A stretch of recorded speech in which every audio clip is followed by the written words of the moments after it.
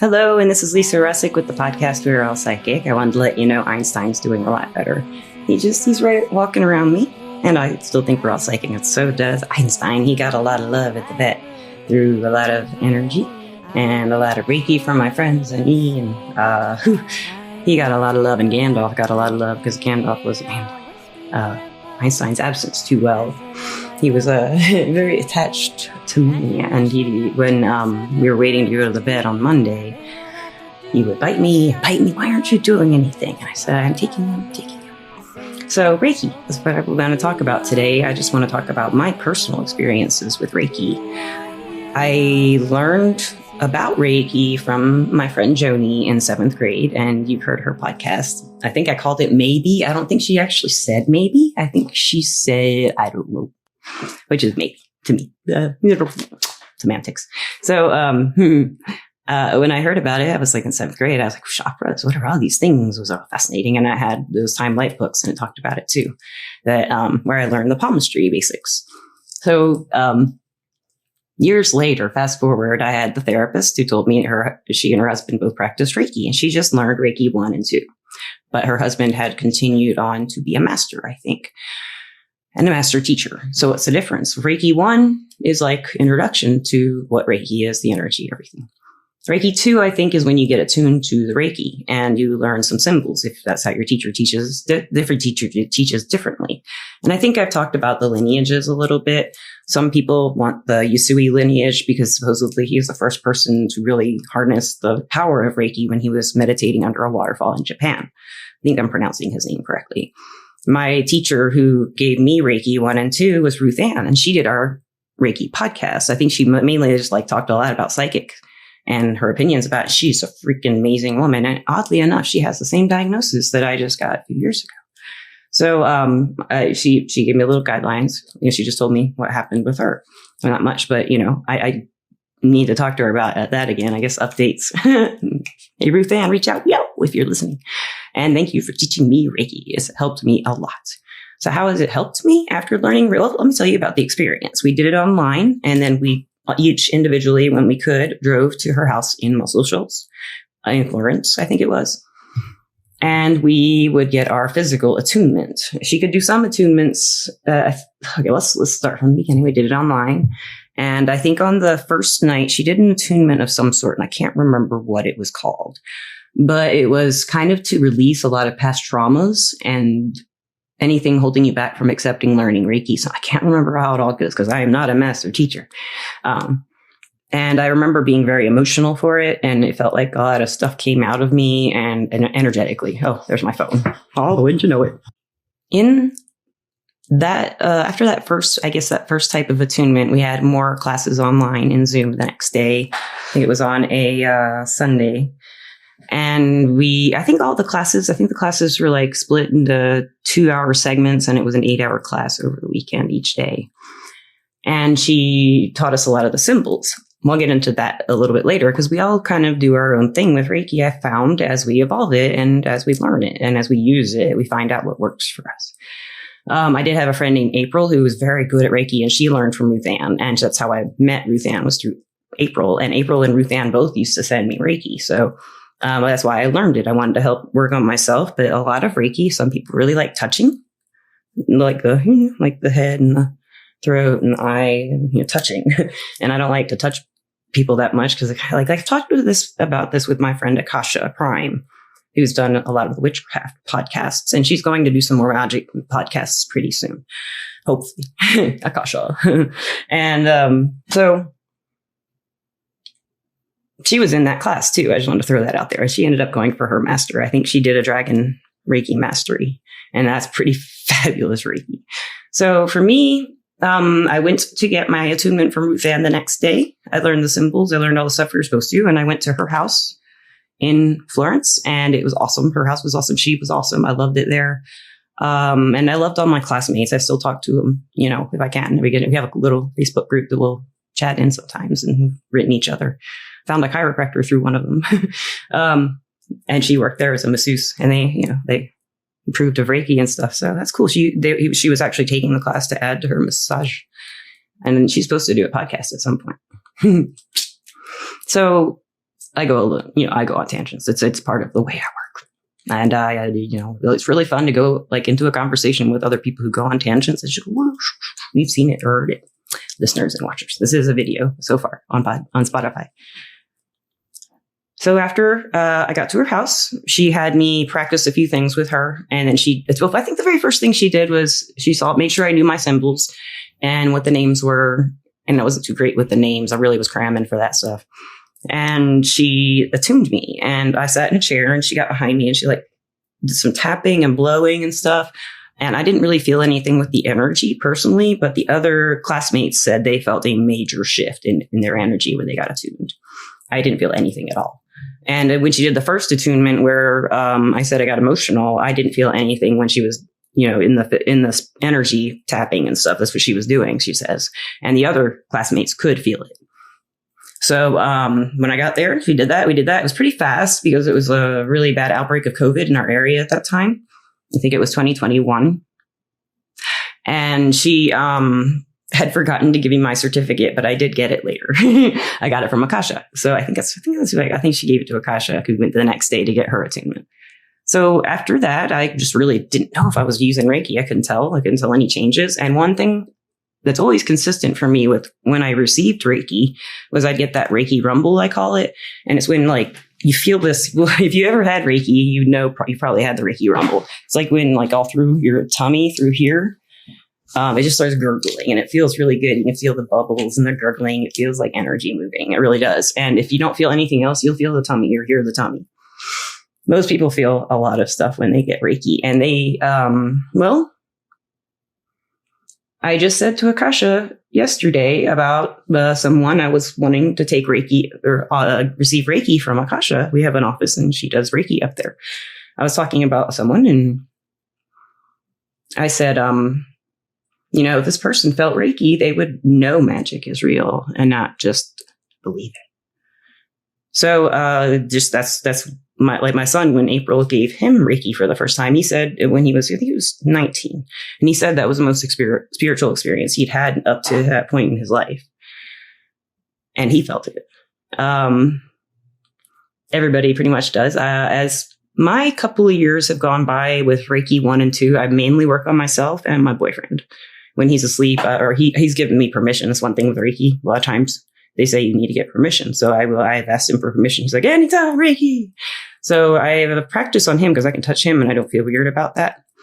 And for me, though, I do it most mornings when I wake up. I wouldn't say every morning, but most mornings. And it starts, something that April always talked about that fascinated me was her Reiki hands. She said her hands would get tingly and warm.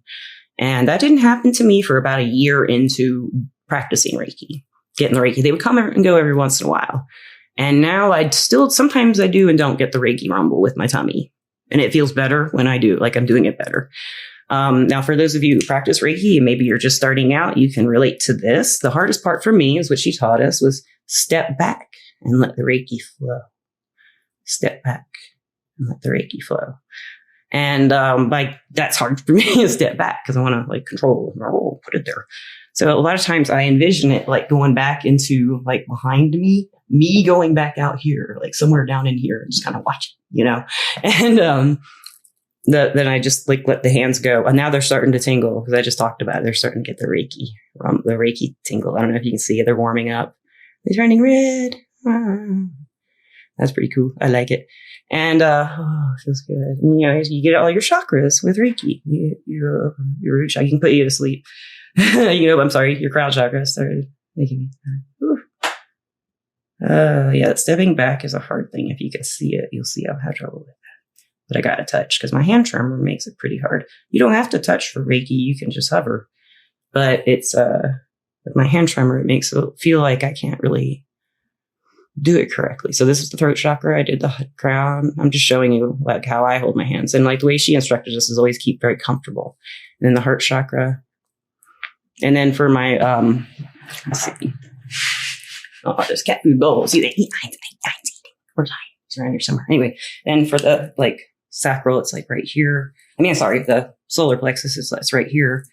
Sacral around in here. And then when I do my root chakra, I just do my hips and put the energy through that way. So, or the Reiki puts itself through that way, I guess. Anybody who wants to learn Reiki, I highly recommend it if you want to find something spiritual that you haven't ever explored before. A side of energy that you can palpatably taste pretty much. You can feel it, and it's energy moving through you. It's your energetic field moving and healing or being adjusted, or just like you're back by a chiropractor, for example. So if you ever want to try Reiki, find you a local practitioner that you get along with, or maybe get recommendations from people you know. Some people have said they just naturally could do Reiki. I've heard about that on the podcast. I've heard certain guests say that this was just something they knew how to do. And I don't know what it is. What is Reiki? I think I've talked about this before. It's the ghost vapor is a translation for the word Reiki. And it's a ghost vapor. It's an intelligence. It has an intelligent kind of design. And I had some really interesting experiences that made me decide not to be a teacher or a master or go for that yet. And a lot of it has to do with not being able to step back all the time. And a lot of it has to do with, I'm not really sure what Reiki is, and I want to figure out more before I make that decision. Because sometimes I think it's like, maybe it's something I don't know if I want to make a deal with all the way up there. I don't know. It heals people. It helps me too.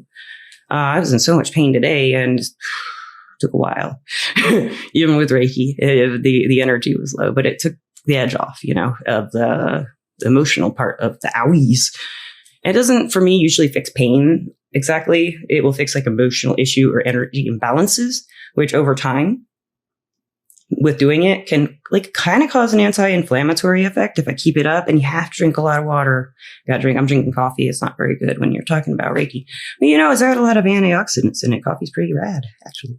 And I do like the pinon, although this is Starbucks. Yeah.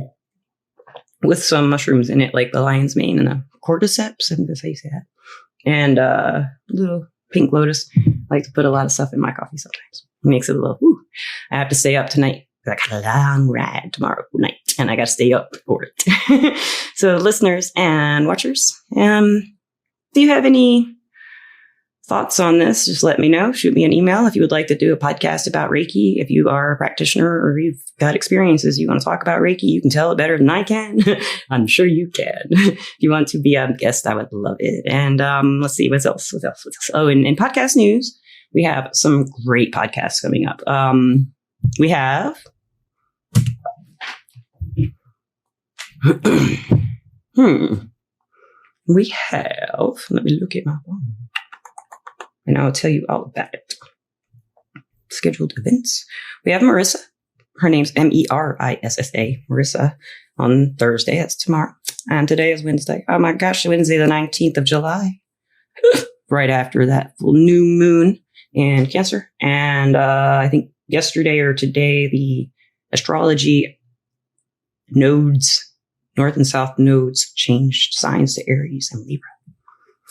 So on Sunday, we have someone I found on Instagram. I didn't find her. She's all over Instagram, but she does these channeled messages. And I love those channeled messages. When I find those people on Instagram who do nail those channeled messages for me, I just, I want to know how they do it.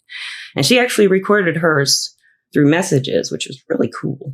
And then we got Jennifer Love back on the 26th. And then guess who else? We got Carol Starr coming back to do Leo on the 27th. And I'm trying to talk a friend into doing that podcast. She's a triple Leo. I don't know if I got her number, but I have to find her and track her down. I know her best friend, so I'll find her that way. But she's a triple Leo. She has a Leo sun, a Leo moon, and a Leo rising. So we got to find out about how that goes. And then there's Michelle's coming back, and she's going to talk about those poles shifting. So that's really awesome.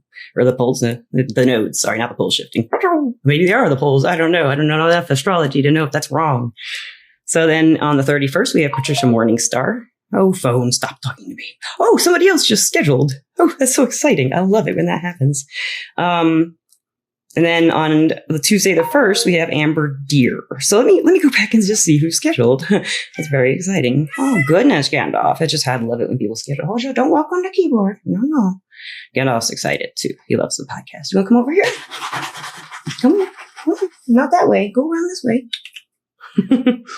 Let's see who... Oh! I'm not sure how to say your name. I met her on Alignable. Her name is Adashia. read. So she's going to be on after Jade on the 23rd. So yeah, guys, we're going to see Instagram woman. So we got a lot of stuff coming up, and let's hope we all stay healthy and happy. And maybe the Reiki will help us all. Help us all, Reiki! And don't forget to ask for help when you can. And don't forget to think about Everclear.com or the Everclear app. Everclear is our sponsor.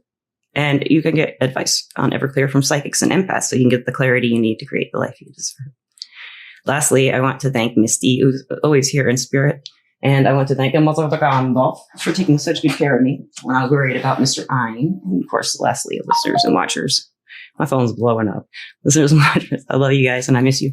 I don't know why I said I miss you. I guess I miss you because my boyfriend's out of town. He's on an island.